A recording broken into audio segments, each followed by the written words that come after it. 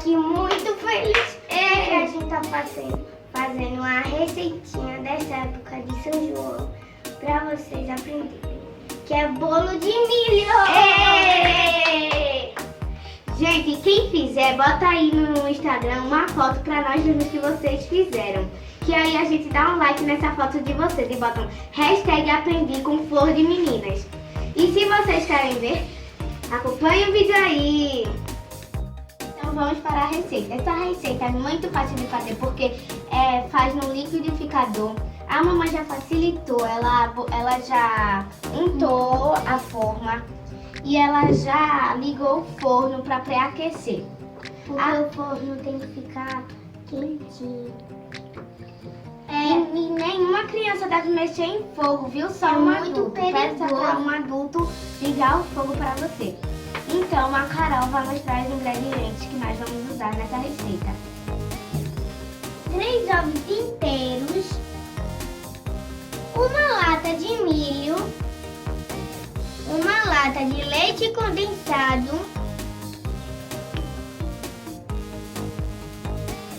100 gramas de coco ralado e uma colher de sopa de margarina, uma colher de sopa de fermento e a gente depois bota tudo no liquidificador para mexer. A gente já botou todos os ingredientes dentro do liquidificador e agora nós vamos bater por 4 minutos. A gente já bateu durante 4 minutos e agora nós vamos botar na forma para levar para o forno e assar por 30 minutos. A gente já botou aqui, ó. Aí a gente vai botar no forno, vai ficar durante 30 minutos. Então, a gente vai mostrar o resultado quando terminar. Olha, gente, como ele ficou incrível. E vocês não imaginam o cheiro que ele tá agora. Ai, tá delicioso. Né, Carol? É. Então, vamos girar ele.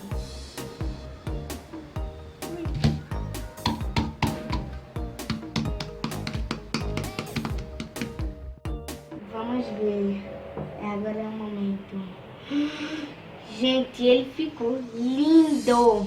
Lindíssimo. Agora a gente vai provar. Corta aqui, produção, um pedaço pra gente.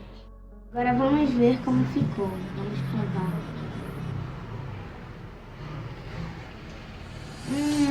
Ficou incrível.